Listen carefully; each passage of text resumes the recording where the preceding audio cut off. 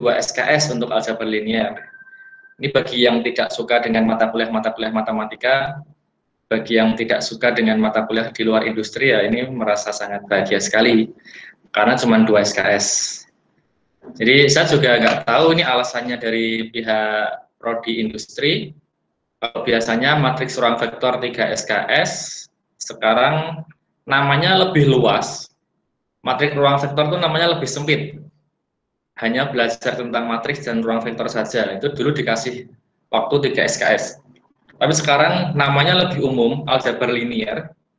Tapi apa namanya bobotnya cuma 2 SKS, malah lebih sedikit, saya nggak tahu. Ya nanti lo jual gue beli gitu aja lah. Jadi apa namanya dikasih 2 SKS ya kita belajar apa yang bisa kita lakukan gitu aja.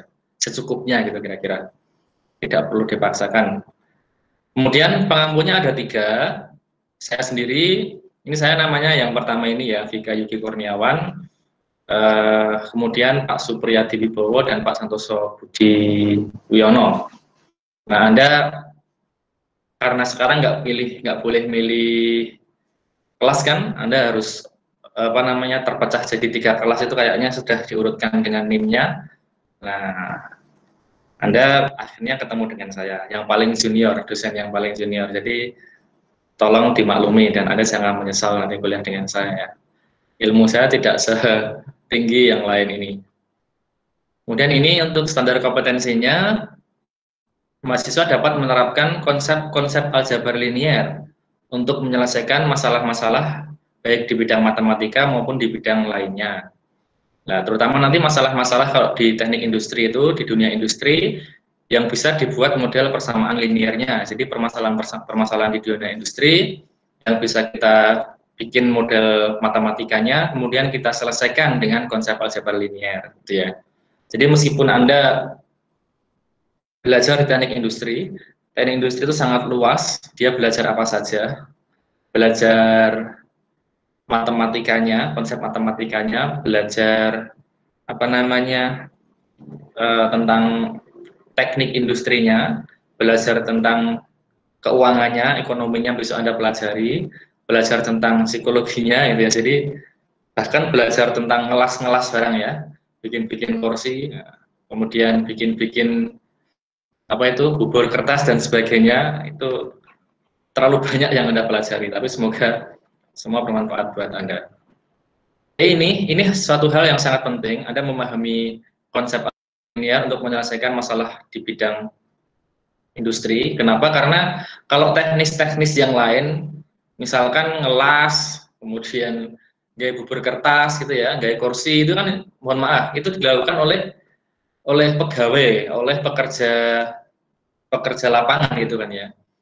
Tapi kalau Anda ingin jadi seorang dalam tataran manajemennya, manajer misalkan, maka Anda harus paham tentang bagaimana menguasai permasalahan di lapangan dan bagaimana menyelesaikannya, gitu ya. Ketika Anda menghadapi permasalahan di dunia industri, bagaimana menyelesaikannya, lah itu yang dibutuhkan tidak sekedar skill lapangan, bukan ngelasnya, bukan gaya bubur kertasnya gitu kan ya, bukan motong kain gitu ya, bukan jahit, tapi Anda harus memiliki ilmu, kemampuan untuk menyelesaikan permasalahan tadi. Dan itu biasanya justru yang dibutuhkan adalah ilmu-ilmu yang sifatnya problem solver gitu ya. Matematika sebagai alat untuk menyelesaikan masalah gitu kan ya. Kemudian mungkin ilmu manajemen keuangan gitu ya. Kemudian manajemen SDM dan sebagainya, itu yang justru ilmu-ilmu di atas meja itu yang digunakan untuk Anda kelak ketika Anda bekerja di tataran manajemen gitu ya, bukan di tataran pekerja lapangan. Termasuk salah satunya ini matematika ini. Jadi nanti jangan bingung nanti saya kuliah di industri, mungkin salah satu atau salah banyak di antara Anda tujuannya mau menghindari matematika, menghindari IPA, ketemu nih matematika mana ya. Dinikmati dulu, karena nanti mau nggak mau ini akan tetap Anda gunakan gitu ya. Kemudian kompetensi dasarnya atau materi-materi yang akan kita pelajari ini sebenarnya tidak terlalu jauh dari apa yang sudah Anda dapatkan waktu SMA dulu. Jadi dasar-dasarnya sudah cukup banyak Anda dapatkan waktu di SMA dulu. Ini perhatikan, yang pertama adalah menerapkan konsep-konsep dalam aljabar matriks, gitu ya, untuk mencari solusi SPL. Tuh. Jadi SPL itu apa? SPL itu sistem persamaan linear. Dulu Anda pernah kan di SMA, dulu biasanya disingkat dengan SPLDV gitu ya. Sistem persamaan linear 2 variabel, atau SPLTV, sistem persamaan linear 3 variabel gitu. Jadi apa namanya? Sudah pernah Anda dapati. Kemudian matriks juga sudah pernah Anda dapatkan waktu di SMA gitu ya. Dan yang kedua adalah permasalahan yang berkaitan dengan konsep vektor. Vektor pada ruang dimensi 2 dan ruang dimensi 3. Ini juga dulu harusnya sudah pernah Anda dapatkan waktu di SMA dulu, tentang konsep vektor beserta sifat-sifatnya. Nanti kita di sini akan lebih banyak mengupas, sedikit mereview tentang konsepnya, kemudian kita akan menambah lebih banyak aplikasinya, digunakan untuk apa saja sih gitu ya. Rumus-rumus yang dulu pernah kita pelajari itu akan kita pelajari besok. Kemudian yang ketiga adalah menyelesaikan persamaan yang permasalahan yang berkaitan dengan konsep transformasi linier. Ini kalau cukup waktunya itu ya. Kalau nggak cukup ya sampai 2 ini nggak apa-apa gitu. Secukupnya lah. Ini selain kondisinya daring seperti ini, jarak jauh, perkuliahan jarak jauh juga yang kedua, kita sekarang cuma 2 SKS ya. Yang penting sebenarnya 1 sama 2 ini yang paling penting. Kemudian saya kemarin sudah mencoba menghitung jadwal perkuliahannya. Anggap saja kita mulai pekan ini 1 September gitu ya. Nanti kemungkinan sampai dengan 8 Januari 2021 nanti. Ini pekan pertama, sampai nanti pekan ke-7 itu sekitar tanggal 12 sampai 16 Oktober. Kemudian UTS-nya kira-kira tanggal ini nanti, 19 sampai 23 Oktober, ini pekan ke-8. Kita lanjutkan pekan ke-9 sampai pekan ke-15-nya ini. Nah, kalau tidak ada libur tanggal merah, kalau tidak ada halangan pertemuan kuliah, semoga sebelum cuti panjang nanti, sebelum cuti panjang Natal dan Tahun Baru, dan cuti akhir tahun yang sebagai ganti Lebaran kemarin itu, kita sudah bisa melaksanakan UAS nanti. Jadi biar Anda liburan sudah agak tenang gitu nanti ya. Sudah melakukan ujian. Paling tinggal nunggu nilainya.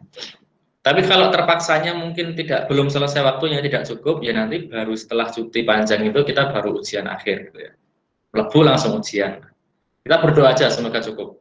Atau nanti kalau Anda sepakat, kalau waktunya kurang kita cari waktu lain sebagai pengganti biar bisa ini ya, biar bisa ujian sebelum cuti panjang gitu ya. Itu kira-kira tentang masa perkuliahan. Kemudian penilaiannya yang saya gunakan, nanti nilai akhirnya itu adalah gabungan atau rata-rata dari nilai paruh semester pertama ditambah paruh semester kedua, dibagi 2 gitu ya. Paruh semester pertama itu diperoleh dari nilai tugas, rata-rata nilai tugas lebih tepatnya, ditambah 2 kali nilai UTS berarti, atau nilai UAS gitu ya, tergantung nanti paruh semester pertama atau kedua, dibagi 3, ini akan jadi 1 nilai per paruh semester. Nanti kita masukkan ke sini. Jadi apa namanya, bobot untuk nilai sampai dengan UTS dan bobot untuk nilai setelah UTS sampai UAS sama, ya. Jadi tolong sejak awal Anda sudah serius karena bobot UTS dan UAS itu sama. Gitu.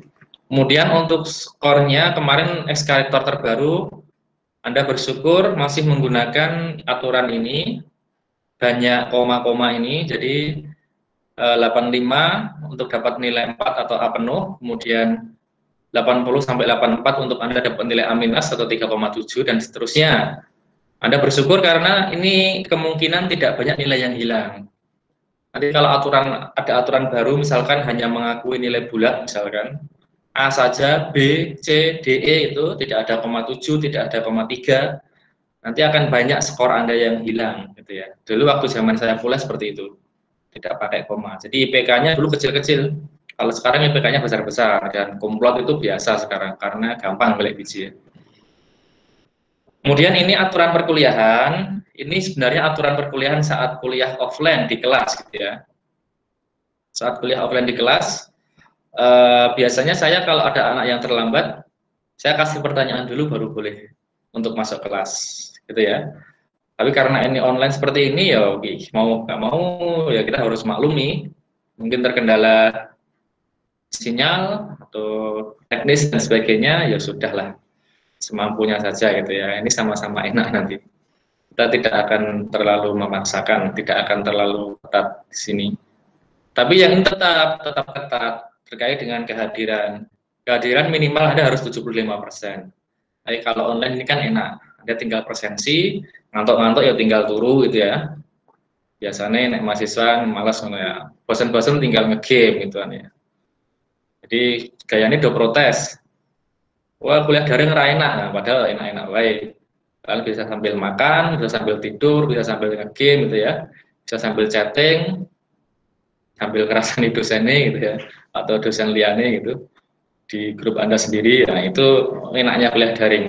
Orang kita taruh dosennya gitu ya. Jadi tidak perlu Anda sok sedih banget gitu ya kuliah daring. Kenyataannya sebenarnya banyak kemudahan yang bisa Anda nikmati dengan kuliah daring gitu ya. Anda sambil pergian bisa presensi, sambil jalan-jalan bisa presensi gitu ya. Kemudian kalau di kelas tidak boleh pakai sandal, sekarang bahkan Anda boleh pakai kaos celana pendek gitu ya. Sambil rokokan, yang suka ngerokok ya bisa itu di rumahnya masing-masing sambil ngopi itu. Enak banget. Jadi kuliah paling santai gitu ya, versi corona ini, versi daring ini. Ini kita tidak bisa memantau ini. Ini Anda sendiri yang bisa menilai diri Anda sendiri yang bisa mengatur diri Anda sendiri. Silahkan. Yang penting Anda mengikuti kuliah dengan baik itu kalau bagi dosen. Tidak mengganggu yang lain gitu ya. Misalnya pakai Meet ya orang bunga-bunga, orang karo pakai musik itu mengganggu yang lain nanti. Pakai musik kalau sendirian nggak apa.